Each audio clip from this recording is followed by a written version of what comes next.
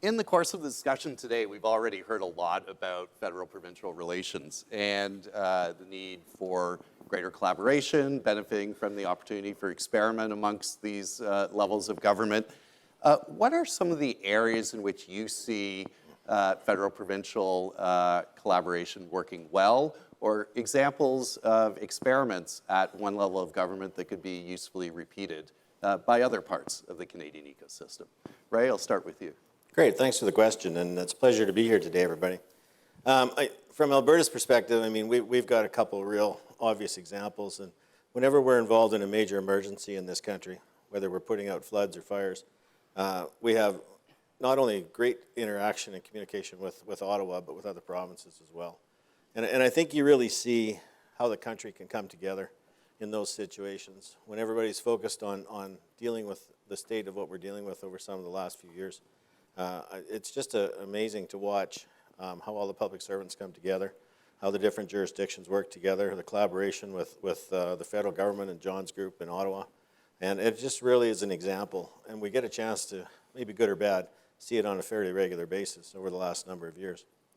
So that's one example. Another example from Alberta's perspective is, we've just landed a couple pretty significant investments of billions of dollars going into to new development into Alberta, and it wouldn't have happened without the collaboration of Ottawa and working with the federal government in those regards.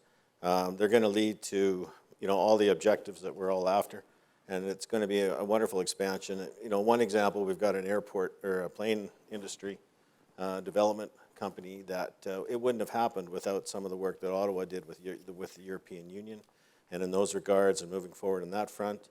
Of course, our net zero cracker from Dow, that's a multi-billion-dollar announcement that's going to happen outside Edmonton, the same thing. A lot of collaboration for years, actually, with Ottawa and others in that regard to get those landed. So, I mean, I could go on and on. There's lots of examples where it works very well, and I think the cooperation is showing the results. Laura Lee, are you seeing the same thing in Nova Scotia?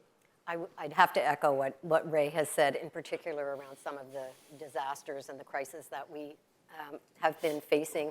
In Nova Scotia, we're not used to having too many of the kinds of things that happen in Alberta and British Columbia in terms of forest fires, and yet last summer we had the largest fire in Nova Scotia's history, it burned for the better part of a month. For us, that's different stakes altogether. And of course, we did rely on others from across the country, and they're always there. I would also say through COVID, where as a small jurisdiction, we didn't stack up very high in terms of when the masks and the various other things would be doled out. And we did come together. We struck a bit of a panel, I guess, around how we would manage based on the number of cases of COVID in particular jurisdictions, so that those that were hardest hit would have what they needed, and those that weren't hit as hard at the time would be able to, we would share back and forth. And that worked really well. And that kind of sharing and collaboration works well. There's one other area that I think is really important to speak to, and that is around regulatory reform and regulatory alignment. So in 2014, Nova Scotia developed or established the Office of Regulatory Reform and Service Excellence. And the the vision was to reduce burden on business, to increase productivity, and to try our very best to make things easier for those who are moving into a small province, whether you want to build a house or build an apartment building or build a highway or move equipment from one province to the other. And in the first few years, we've been able to take almost $50 million of burden out of the business stream, which we're really proud of. And we're working with our provinces, our sister provinces in the region, to try to harmonize and align our regulations so that if you're moving goods from Nova Scotia to New Brunswick, you don't have to stop at the border and change trucks because the regulations are different in each province. So these are the kinds of things that we see that are really helpful and ways that we cooperate with one another that I think work. And when we're looking to the future and we're looking to curate where it is we want to go, and we can have mindful conversations, we can only be better at this. Yeah, thank you for the question. I'm going to sound repetitive, but we had a historic wildfire season in British Columbia last year. Unfortunately, we're headed into what may well be another one, and I only have very positive things to say about the support from the federal government and our colleagues across the country. Alberta was incredibly supportive. In turn, we were able to take evacuees as well from Yukon.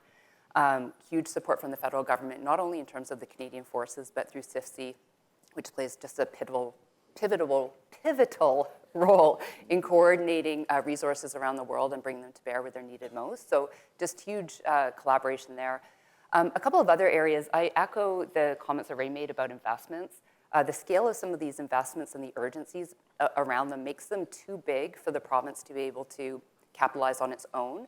And it's only through really careful cooperation, I think, and collaboration with the federal government and strategic positioning that we can bring those forces together and really make an impact in terms of being really competitive in this incredibly competitive environment with the IRA to attract investment in key sectors to British Columbia. So that's been another area where I think a lot more to do, but some really, really positive initiatives this past year particularly.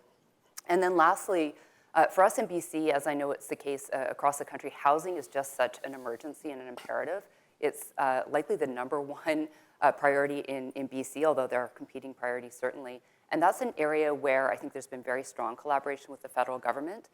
There's been a willingness on the part of the federal government to watch some of the initiatives that we're undertaking in BC, like BC Builds, and be open and receptive to finding creative ways to participate in those projects and to think about how they might be scaled up or emulated elsewhere. And I think that's one real strength in a federation, which we'll get to. There's certainly some real challenges in a federal system, but it can be helpful to think of the federation as 13 labs or incubators where we can try these ideas. John and I were talking about that earlier, and really take the very best of what we're learning together because these challenges are so polycentric, they're moving so quickly.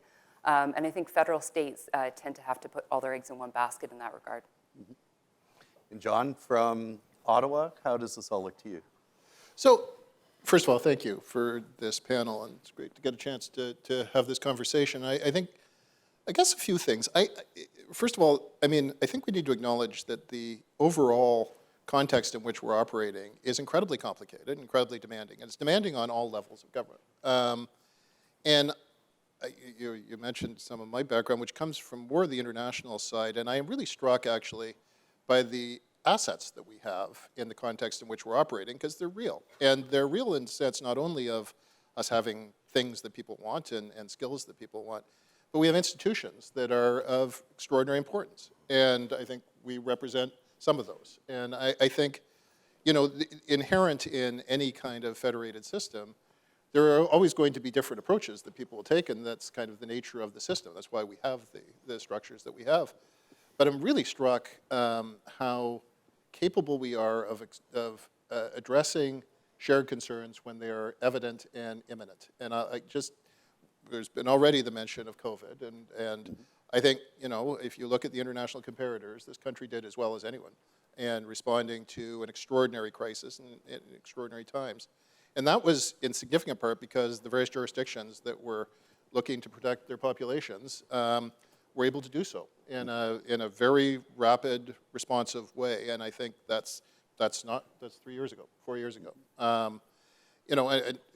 I think back slightly further than that, but the CUSMA negotiations as well was a real instance of that became an ordering principle for us. We were able to, in relatively short order again, muster the strengths of this country in a way that were brought to bear in great effect. And I think those sorts of things are obviously incredibly relevant to us as we carry on our day-to-day work. But as you look forward now on some of the challenges that we have, you look at the geopolitical challenges, you look at the environmental challenges, you look at the technological changes, which are in and of themselves kind of challenging.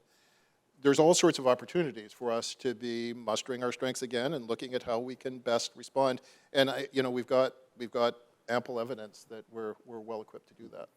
Well, that's a nice segue because I think many of the points of success that you mentioned were in response to urgent or imminent issues, and productivity is more of a chronic problem. When you think about the 13 labs or incubators or some of the success we've had in dealing with investments or disasters, how do we translate some of that success to leverage the federal system more effectively for chronic issues where, as many have pointed out, productivity isn't something you solve in one day or even a decade necessarily, but we have to tend continually. How do we keep an urgency on something that's chronic, and how do we deal with that? John, I'll start with you.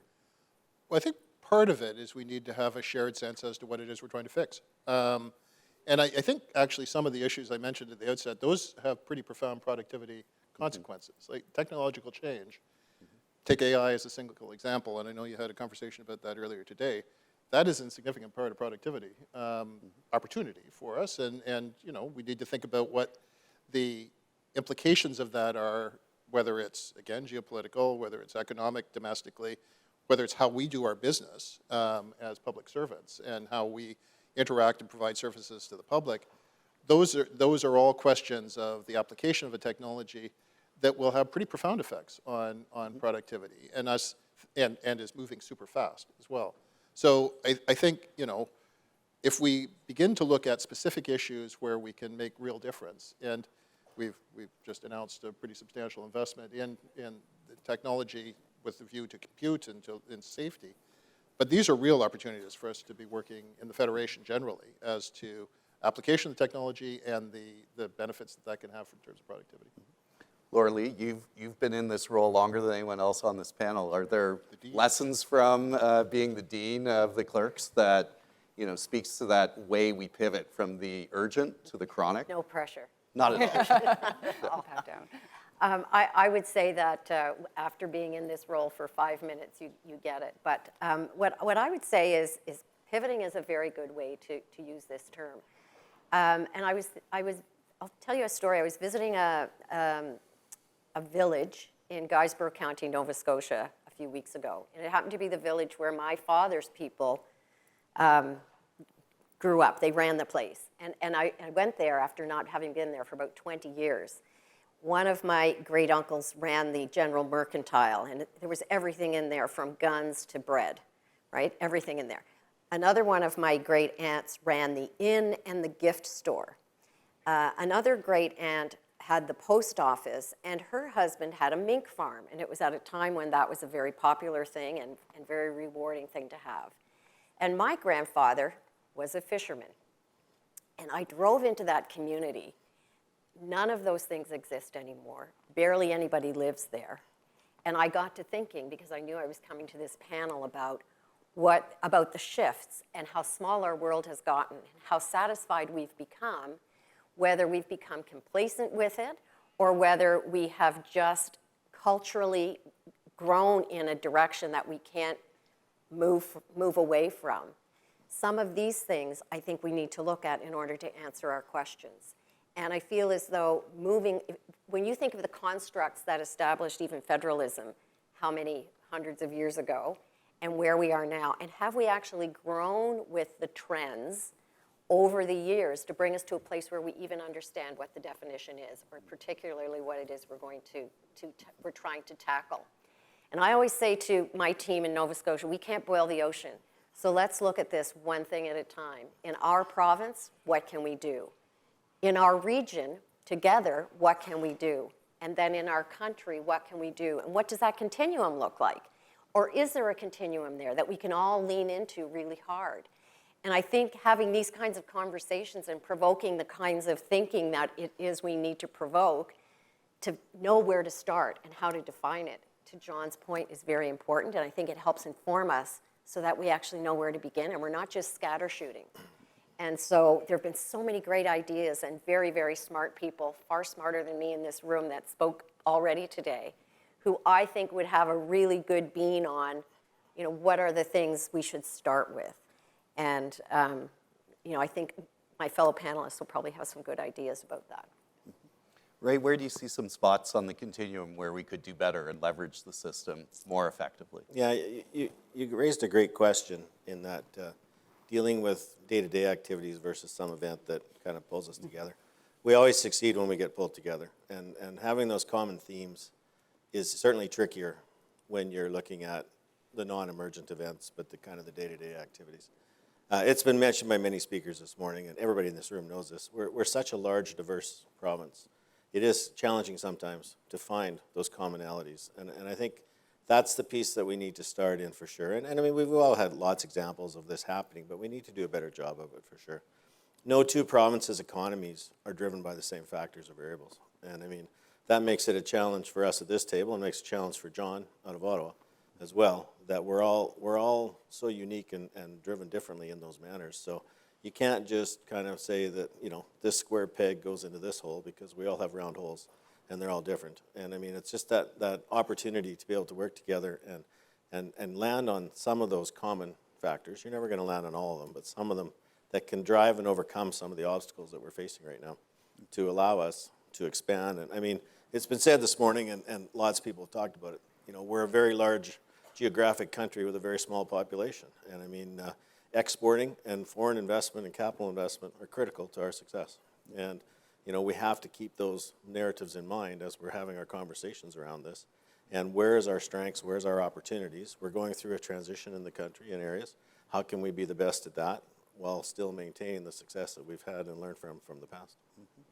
And Shannon, you cited housing and investment as two of the areas where there have been real successes. How could we do even better on those two fronts or other fronts that have both a short-term and a longer-term dimension in terms of how they affect productivity? Yeah, I was reflecting this morning that this really is the thing that is just an undercurrent. It's a sluggishness, but it's not the thing that you need to get the vaccine for or worry about whether your neighbor's okay on a daily basis. And so I think elucidating some of these concepts is a real public education challenge that we need to take on in government in part. But leaving that aside, I think there are three key areas where we could do a much better job while recognizing some of the diversity that Ray talks about.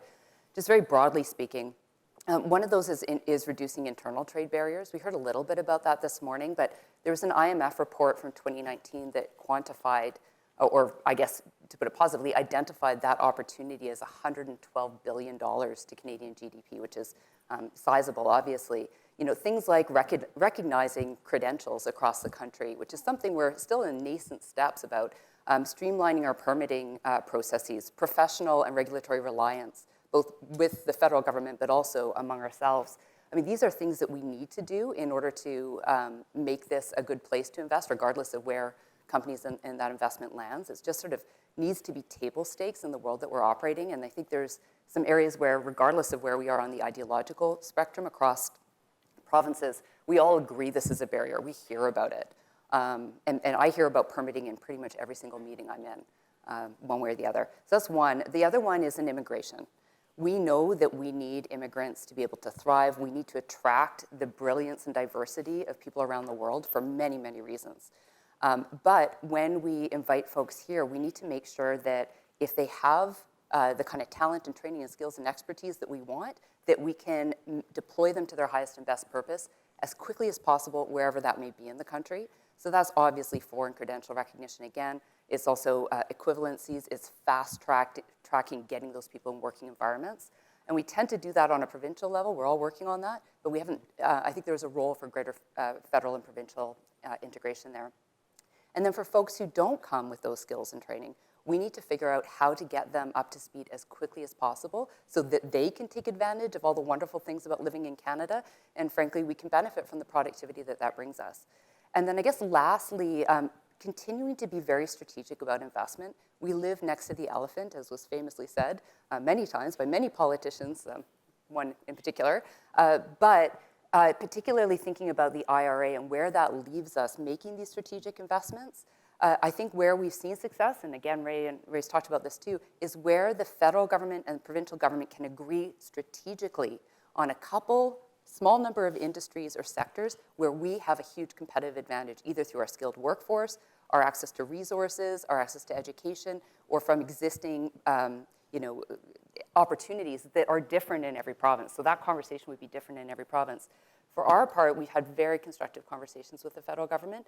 I think the opportunity, though, is that every province's investment strategy and scheme, their relationship with their own treasury boards, and then the federal government's equivalent to that, they're not always well aligned. And so you're trying all these keys, and none of them are really opening the lock really all that well. And so I think on investment, on housing, on healthcare, on a number of issues, flexibility and agility is the watchword, and figuring out how we can disentangle ourselves, and every provincial government is guilty of this too, from our very boxed in funding streams, criteria, and opportunities to find more agile opportunities for integration and partnership. And Brett, I just want to, I've been mulling over the dichotomy between sort of short-term, long-term. it's a fair question to ask, and it's worth kind of reflecting on. But the thing, I guess, I feel like I've seen over the course of the last relatively short order is those things are compressing. So, like, that list of challenges that I just went through, those are all pretty imminent. Like, we know there's going to be a huge fire season this year. We know that that's effective climate. We know that there's going to be rapid technological change. We know that the world's a dangerous place, and there's all sorts of pretty material things that are presented to us as challenges. You know, we are pretty good, actually, at rising to challenges. And I think if we kind of start from what it is that's kind of what we're up against and think then and through the solutions we have to address those things, that becomes a bit of an ordering principle for us. And I think there's real opportunities. We're doing it. And you kind of have heard it over the course of this conversation. But like, I don't think it is a simple short-term, long-term thing anymore. I think that just timelines have become much more compressed. And are our institutions or the ways our governments collaborate with each other fit for purpose for that compressed timeline? Look, I mean, I'll be honest, it's challenging.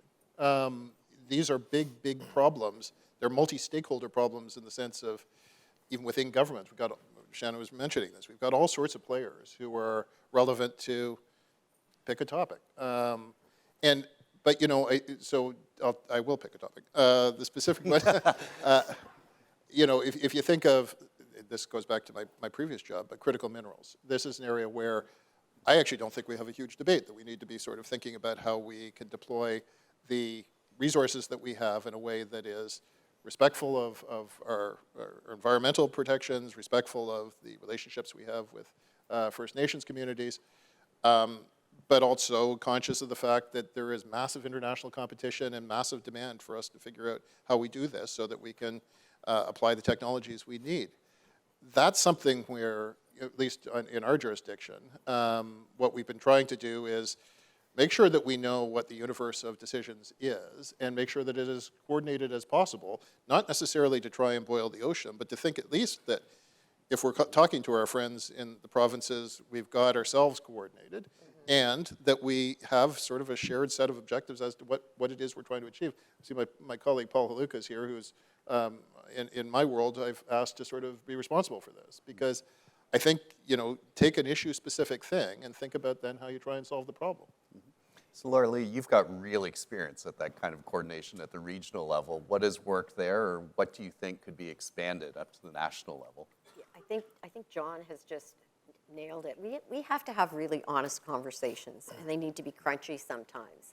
But we have to be able to have those crunchy conversations in a way that doesn't destroy the relationship and actually just helps to represent our interests and what it is we are. More often than not, we can get to a place that works for everybody.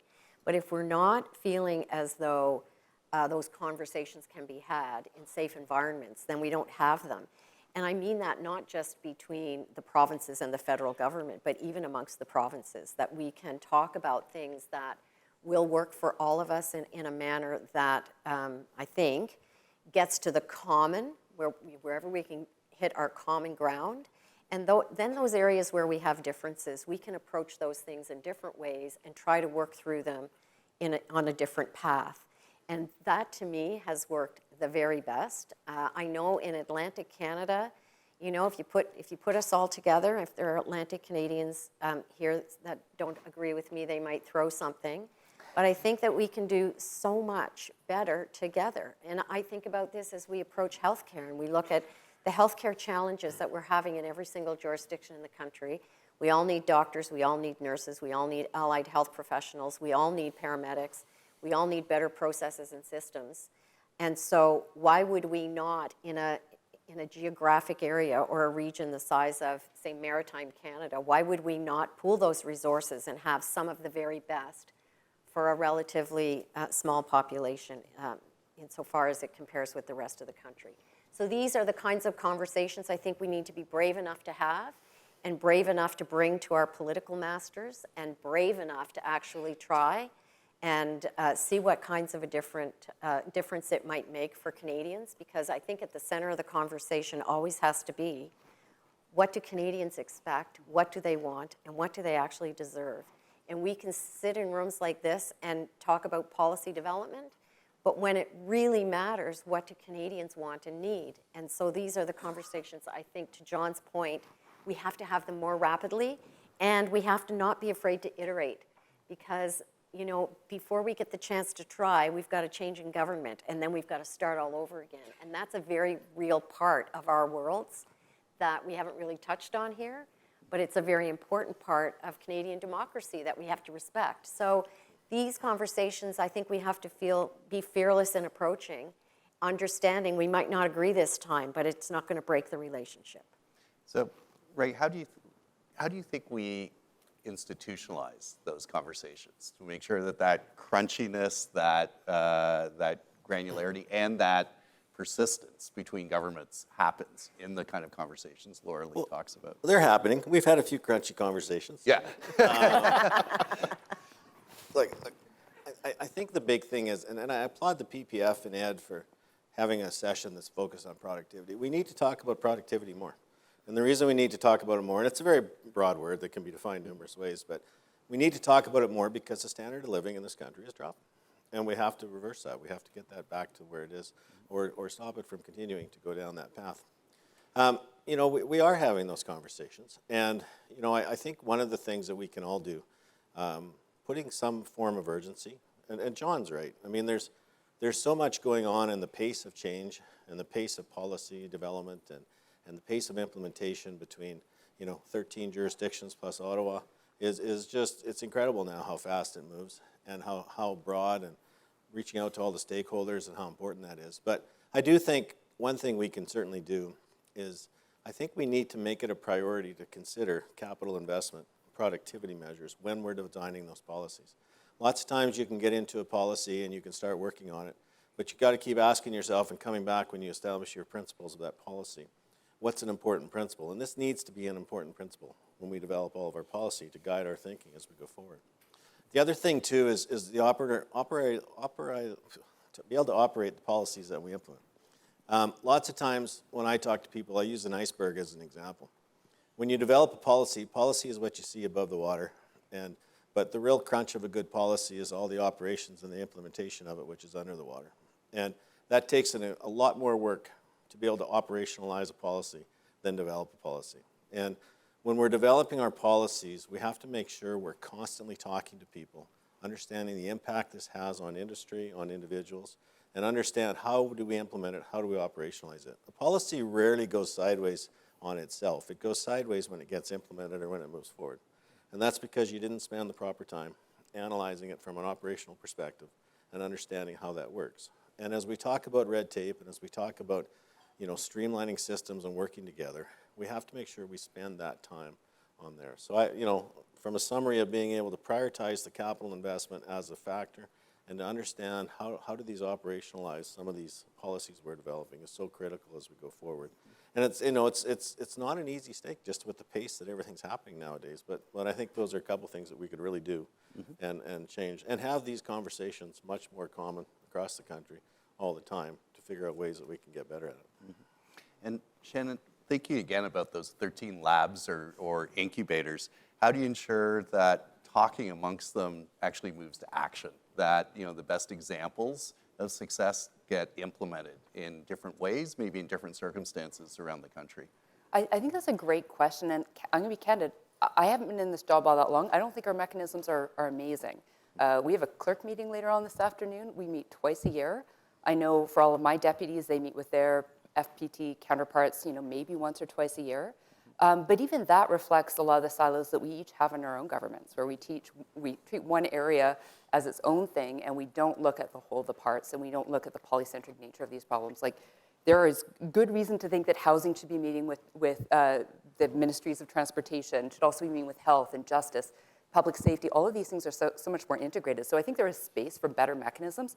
I'm not sure if it means that we all fly to the same place necessarily once a year. I would love to see much more diverse ways to share that information.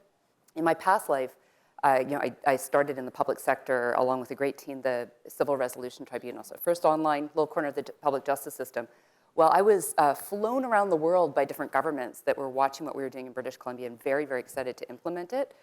Pretty much crickets from across the country, which was a reflection, I think, of the fact that we are all our own little countries sometimes in our minds. And we're guilty of that too. It's only when I get outside of British Columbia that I realize, as all-consuming as these problems are in BC, they are shared by so many others.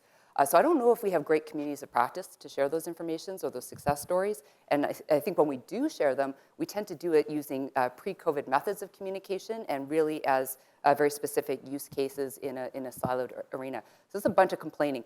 A lot of great ideas, I think, for how we could integrate that. Candidly, a lot of it's going to require us to be candid about our failures as well in a way that we're not accustomed to doing, both as public officials, but also as public servants. And I think we have to get real candid about that too. Like, look, we tried this thing. It didn't go well. We had a lot of blowback because we didn't do the kind of user centricity that Ray was describing and so on. So I think there's a huge space in here, and I would love to be part of those conversations. Whenever I have some half-formed notion about something we ought to do in the public service, my first thing is looking around to see if anyone else has tried it, and often can't find a whole lot in Canada about what has worked or not worked or lessons learned. And I know PPF operates in that space to great effect. I think there's a way to leverage more of that communication. And I'll just say one last thing, which is despite almost all of these, the lack of structure, a lot of the successes we've seen both with the federal government and other provinces are by virtue of relationships that public servants have with their counterparts, either at the federal level or with other provinces. You name check Paul, I'll do that again. Paul has great relationships with a number of my deputies in BC and ADMs. I have a good relationship with Don and my counterparts, but that's happening in many different places. And yet there aren't really the fora to be able to build those relationships as much. And they can't be understated, and I think traditionally they've been a bit undervalued. And it sounds like frequency trumps scale or, big issue. It's more important to be in touch often. Frequency, candor, vulnerability, a feeling of safety, and frankly, a feeling of collegiality. Like, we all know the Constitution sets out what our respective jurisdictions are. We may fight about that sometime, but we all have these shared problems, and there's plenty of space to find areas where we can learn from each other and frankly shamelessly steal each other's great ideas, which I would welcome anyone to do for any ideas that you consider to be great ideas in BC. Copying is the best flattery. Laura Lee? Yeah, I love that. I always say R&D is my favorite thing, and that's rip off and duplicate. It's because it's not, there's only one taxpayer, right? It's not proprietary, nor should it be. I just wanted to share with you an idea that again, because we're a small jurisdiction, we are a petri dish, and we can try things. If it works, we can scale it up, and if it doesn't work, we can say, well, that was a risk, and we failed, and on we go without hurting anybody too badly. So more and more, it has occurred to me and my colleagues that policy development needs to happen more holistically, and we're in the Westminster system. And so, we've all for years complained about the silos and the layers, and silo busting is, a term that we're all quite familiar with. So what we've done in Nova Scotia as a trial is last fall, we appointed 4 executive deputy ministers. These executive deputy ministers in the beginning weren't intended to have portfolios. They were intended to actually lead and convene policy discussions, program design discussions, engagement with counterparts in other provinces in very specific areas. One is infrastructure. Paul LaFlèche is here. I bet you half the room knows Paul LaFlèche, and he's our executive deputy in charge of infrastructure. We have one on finance and economy. We have social policy.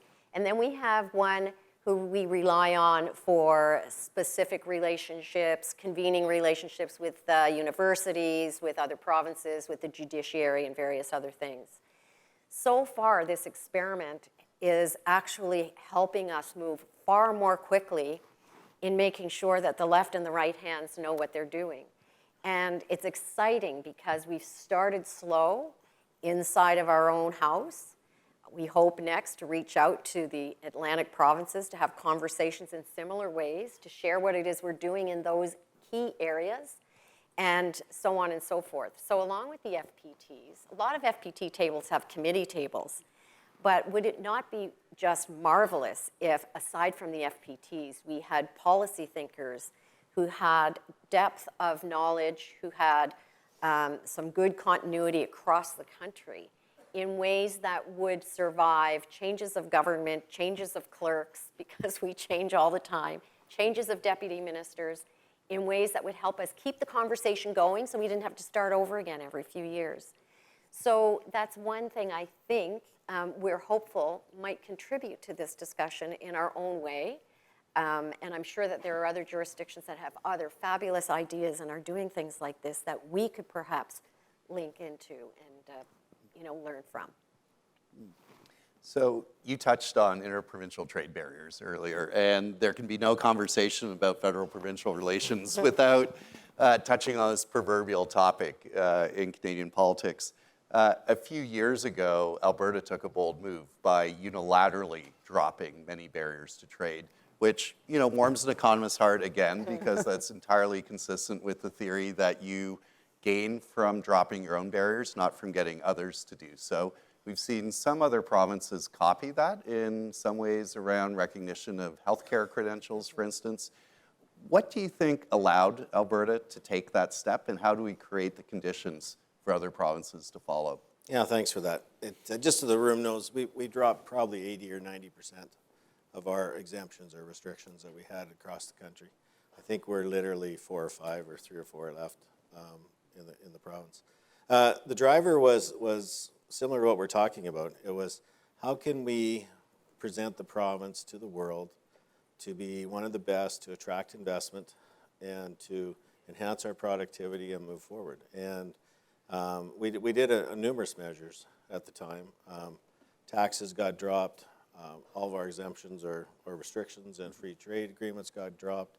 It was kind of opening up to the world. It wasn't focusing as much as just one specific industry or two, but just all measures.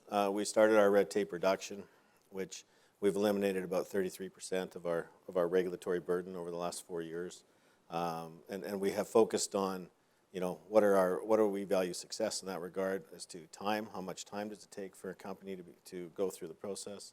How easy is it? Is it easy to understand? Is it technically, workable? Cost savings, and Laura Lee touched on some of that as well, what they've done in Nova Scotia, and lots of provinces have. But it was just a mindset at the time with the government that we're going to open up, we're going to do everything we can, not just across Canada, but North America, to try to enhance and be as competitive as we can to hopefully attract as much investment as we can in our industries. From the perspective of Halifax or Victoria, what would allow you to move forward on following some of Alberta's lead? Well, I love what Alberta's done, and in our world, it's more of a political decision, and we've had a couple of changes in government over the last while. So now I know that our current premier is very bullish. Go faster, do more, be better, and he was the one that decided that credentialing for doctors from certain international jurisdictions would be recognized in Nova Scotia, working with the Canadian College, of course. And so, I think that we're on a path, and I think Alberta has sort of, I wonder what, as Ray was speaking, if Nova Scotia had done that, we might have got a big stick in the head, but Alberta's big enough, and so, that's the way it is. I'm just saying. But I think you have to have the economy of scale to be able to do it as well, and so I say that with jokingly. But just to say that, I think it would serve us all well. We're not, again, we're big geographically, but we're not that big a country. We should, if it's good enough for Ontario, it should be good enough for Nova Scotia, and so on and so forth. Yeah, your premier sounds very similar to mine in terms of their speed and urgency. Yeah. And so, similarly, we passed legislation around foreign credential recognition, including having a superintendent whose job it is to push hard in this direction. I think everyone sees that has to be the way of the future. We desperately need all of these professionals in all of these sectors, and we're all competing for the same talent pool. So, if you don't make strides in that space, you're going to be left behind. There's just no two ways about it. I think, though, it's also, I think a lot about how we're going to have we're supposed to have 1 million job vacancies in BC in 2030. And I know that there's similar numbers in other provinces. And so we can't get the people that we need to support our aging population, not just in healthcare, but in all of the other services that we need, without really grinding that piece down. I think that's one piece. The other thing is, Ray, I think you were talking, we often talk about corporate regulatory burden. I think it is important to also talk about the administrative burden to individuals, and often the administrative burden on people who are least able to bear it. and the impact that may have on productivity. And I don't pretend to have studied this. This is more of just a reflection based on observation. But when we make it so administratively burdensome to do things that you need to do to, get a leg up in society, I think that pulls us all down. And one thing I'm really trying to look at in our own public service is ways that we can attack what can often become the sedimentary nature of these regulations. And public services, we tend to we're constantly adding requirements, policies, rules, regulations, forms, fields in those forms. We very rarely step back and think about how it is that we can lean that process so that people don't bear that administrative burden. I think sometimes that conversation can also take a left-right dimension, and I think it transcends all of that. I think it is really just about user centricity and bringing the right services to people however you find them. And that's good for corporations. It's also good for individuals. John, I want to give the last word to you from an international perspective. What are some of the examples you've seen, either in federal systems where they've made these 2 levels, these 13 incubators work well, or in national systems where they've opened up and reduced some of those burdens and have driven productivity gains? Well, look, I would say what's been described, I think, is critically important because of the international competition, the international environment we're in. Like, I just think we are in a world, and my friend Nadia Theodore, who's our WTO ambassador, there she is. I'm just going to do a series of shout-outs. We'll tell you a bit about sort of the global environment for trade these days. We are in a different environment for trade. The globalization project is just different now than it was, say, 15, 20 years ago. And the reality is that, if we have barriers internally that are holding us back, that has an international competitiveness consequence, whether it's attracting capital or it's just our ability to produce in the most efficient way possible in order to deal with the challenges we've got. And I think that, that kind of structural reality should be providing us with incentives to be thinking creatively right now. And I think there's evidence of that. There's obviously more to do. But that's something that I think is in all of our interest as we kind of collectively think through problems of the well-being of our citizens, because ultimately we are operating in a world which is just much harder. And I think that's a note that ties this conversation together well with the rest of the day, that the chronic is now urgent and the pressure to move is ever greater than it's been before. Thank you for all you're doing and sharing the insights from the ways in which you're working on these issues, and thanks for joining us.